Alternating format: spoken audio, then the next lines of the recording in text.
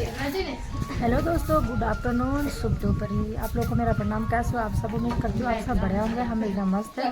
स्वागत है आप सभी का आज के नए ब्लॉग में, नए दिन के साथ, नई शुरुआत के साथ। आज के ब्लॉग की शुरुआत हो रही है दिन के 1 बजे से। अभी हमारा खाना पीना तो हुआ नहीं है क्योंकि आजकल घर में जो है काम ज़्यादा है।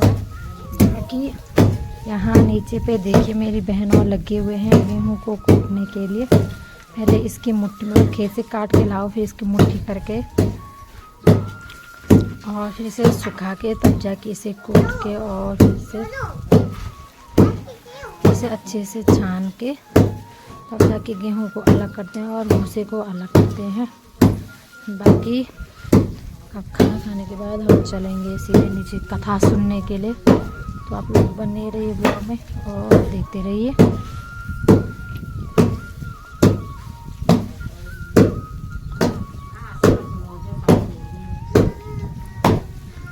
जरसा सुनना होनु की जमा बोल।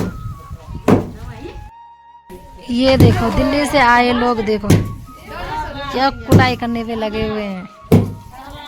एक ही जगह पे नहीं पूरा। अच्छा फिर वो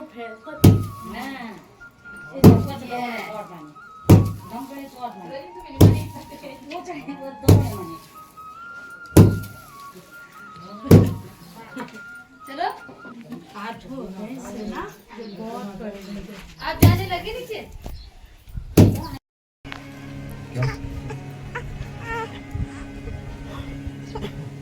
शिव पुराण में लिखा हुआ है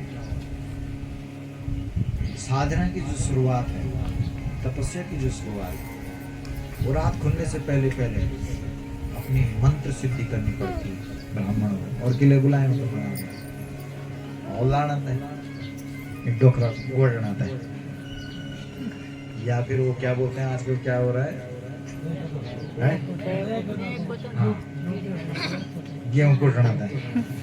आज वो कर तो रहे थे छोटे वाले राजेंद्र है ना, आपका नाम है ना राजेंद्र जी है। और आपके साथ जो मैडम आप दोनों पति पत्नी में कंपटीशन चल रहा था, कौन जल्दी निकालता है। अच्छी बात, सही बात। हमको क्यों बुलाया? इसलिए तो बुलाया यार कि महाराज लोग सुबह रोड़ता है, रात खुलने से पहले हमारे पिताजी बोलते हैं बुला लो, तारा जब तक दिख रहा है तब तक बुला। भगवान का नाम जितना बोल सकते हो बोलो फटाफट। मैंने बोलता नहीं हमारे कि ट्रेन छूटना है, फिर ट्रेन ला छूटना है। कितना महत्व है, क्यों? हर चीज का महत्व है ना। किसी व्यक्ति ने आपको बुला रहे भाई मेरा प्राण जान लगे, फटाफट हटो, और 5 मिनट लेट होएगी कहीं तब तक प्राण निकली गया। बोला अब मिल सकते हो दोबारा मन की नहीं मिल सकते। इसका मतलब 5 मिनट की कितनी कीमत थी। तू 5 मिनट पहले अगर आ जाता उस व्यक्ति से मिल लेता, अब तो जीवन भर नहीं मिल सकता ना। समय कितना कीमती है। कहीं जाना है, ट्रेन आपकी 5 बजे की है सुबह और आप 10 मिनट लेट हो गए। अब वो ट्रेन कब मिलेगी आपको? दूसरे दिन मिलेगी।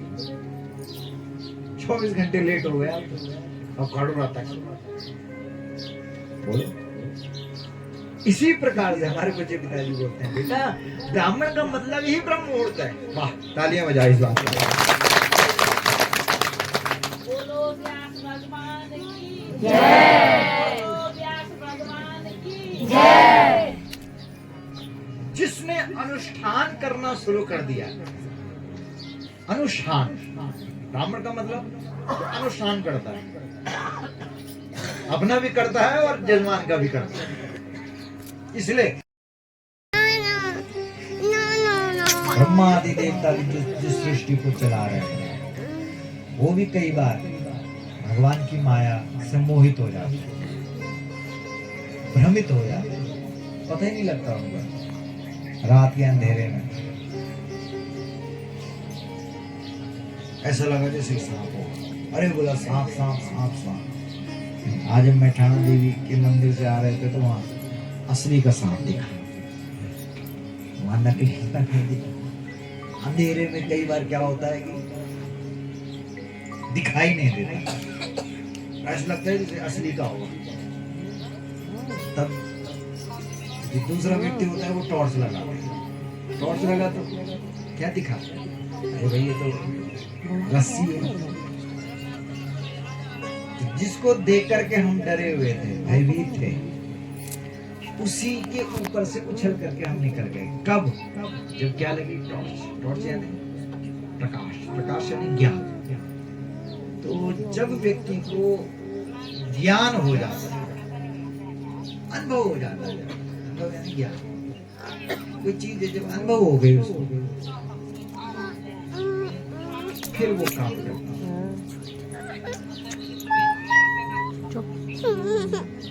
सोई में पति पत्नी सपने में बाघ पड़ा हुआ पीछे,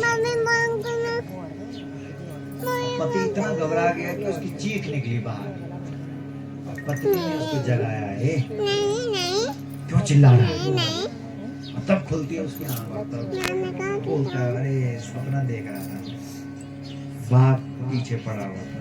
लेकिन वो बाघ पीछे पड़ा हुआ था, कब तक वो उसको सत्य मान रहा था? वो भी तो सत्य था कि नहीं था? हकीकत में डरा हुआ था, लग गया, भागवत रूपी फल लग गया। लेकिन उसकी जो भूमिका बनी है वो तो कई जन्मों से चली आ रही हो, पीढ़ी दर पीढ़ी। जाने इनके वंश में कितना पुण्य इकट्ठा हो करके तब इस भूमि में पड़ रहा हो, बीज के रूप में। रामदेवी माता का, जिसने उस बीज को वृक्ष बनाने में अपनी अहम भूमिका निभाई, और आज भागवत रूपी फल इसमें।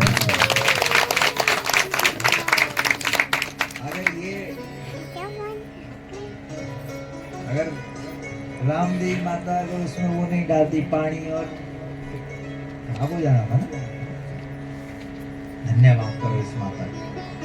और एक बार जब वृक्ष में फल लग जाते हैं तो उस फल में केवल उसी का ही अधिकार नहीं होता है,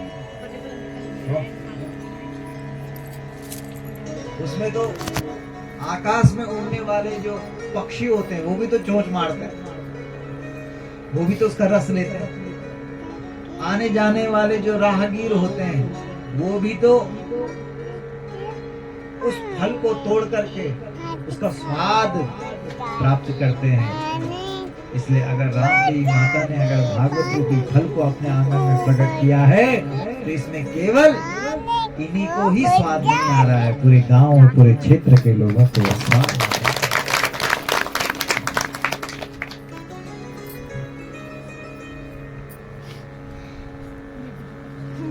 यहाँ पर ये बात बताई है, कभी नरसिंह बन करके आए, कभी वामन बन करके आए, अलग अलग रूप लेकर के परमात्मा इस धरती पर प्रकट हुआ है। और फिर अब बद्रीनाथ में सबसे पहले व्यास जी महाराज ने तप किया, साधना, उपासना। जब व्यक्ति तपस्या करता है, तपस्या से उठता है, किसी भी चीज को समझना है तो उसके लिए तपस्या करनी पड़ती है। तो व्यास जी महाराज ने बद्रीनाथ में तप किया, एक बेर खाया इस भागवत की पोथी लिखने के लिए। 17 पुराण लिख दिए, लेकिन 17 पुराण जो लिखे थे उन्होंने वो दूसरों के लिए लिखे थे। जस देवी भागवत है उसमें भी ये लिखा है कि ऐसा करो, ये करो, वो करो, दूसरे को समझाया। कोई भी चीज है जब हम दूसरे को सुनाने के लिए करते हैं तो इतनी असरकारक नहीं होती जब वो अपने लिए करते हैं। जैसे तुलसीदास जी बोलते हैं, स्वांतः सुखाय तुलसी रघुनाथ गाथा, भाषा मति मंजुल मात मोती, भाषा निबंध मति मंजुल मात मोती।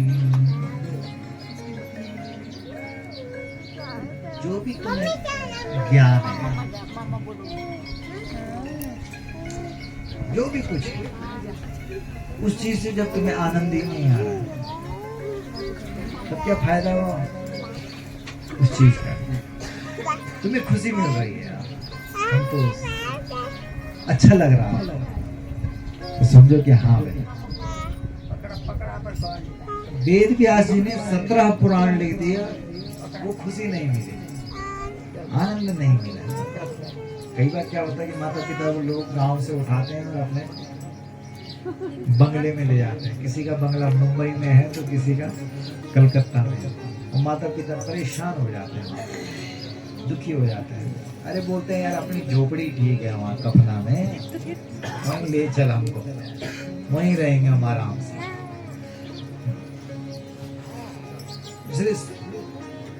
वेद व्यास जी ने श्रीमद् भागवत की कथा को लिखा, ये है वो पुराण। तो बद्रीनाथ में लिखा हुआ, कितना बड़ा सौभाग्य है हमारा कि हम उस उत्तराखंड में पैदा हो रखे हैं जिस उत्तराखंड में बद्रीनाथ है, और उसी बद्रीनाथ में इस भागवत पोथी का निर्माण हुआ है। इसलिए इस देश में करोड़ों कथा वक्ता है जो इस भागवत की पोथी से कृष्ण कथा सुनाते हैं, लेकिन वो व्यक्ति कहीं का भी क्यों ना हो, लेकिन भागवत की पोथी को लिखने का जो श्रेय मिला है वो हमारे ही उत्तराखंड के। वो हमको बोलते हैं महाराज जी कहाँ के रहने वाले हो? वृंदावन के। हमने कहा भैया हम वृंदावन के तो नहीं है। बोला कहाँ के हो के रहने वाले? लगता है जैसे कि आप कृष्ण की कथाएं बड़ी अच्छी सुनाते हो। वृंदावन के नहीं हो तो कहाँ के हो? हम कहते हैं कि वृंदावन के कृष्ण को तो वहां खेल खेला, मथुरा में जन्म हुआ है। आज अगर उत्तराखंड की धरती ना होती और वेद व्यास जी अगर बद्रीनाथ में ना आते, आज तुम्हारे वृंदावन के कृष्ण कन्हैया का प्रचार पूरी दुनिया में कौन करता? प्रचार की तो कीमत है, प्रचार भी तो करना पड़ता है। तो वो किसने किया? बद्रीनाथ। बद्रीनाथ मेरा बद्रीनाथ, बद्रीनाथ मेरा बद्रीनाथ, बद्रीनाथ मेरा बद्रीनाथ, ताली बजाते मेरा बद्रीनाथ, मेरा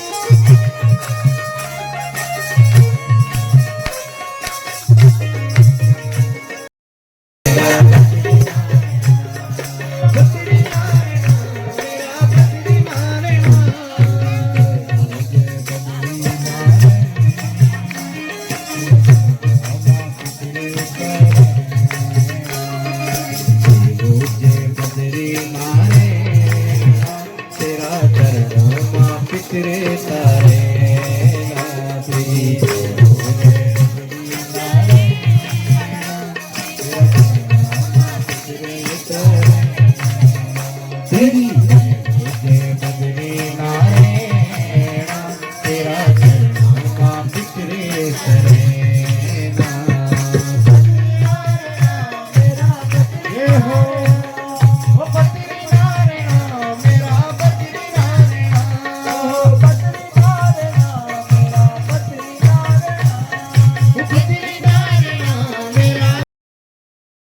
आरती पापियों को पाप से है तारती श्री भागवत भगवान की है आरती प्राणियों को पाप से है तारती श्री भागवत भगवान की है आरती पापियों को पाप से है तारती गौ आरती गौ आरती गौ आरती गौ आरती गौ आरती गौ आरती गौ आरती करो आरती करो आरती करो आरती करो आरती करो आरती करो आरती करो आरती करो आरती करो आरती ये अमर ग्रंथ ये मुक्ति पंथ ये पंचम वेद निराला नव ज्योति जगाने वाला ये अमर ग्रंथ ये मुक्ति पंथ ये पंचम वेद निराला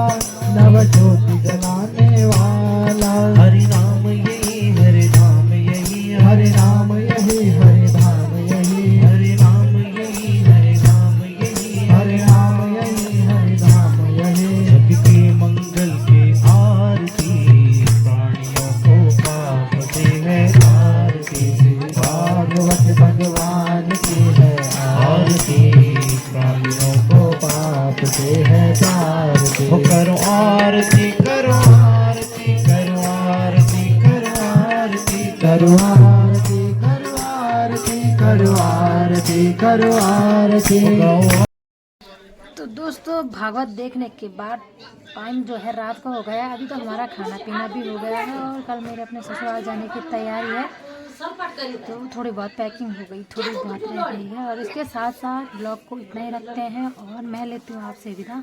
मिलते हैं आपको एक नई वीडियो के साथ, तब तक के लिए आप अपना ध्यान रखिए। Bye bye.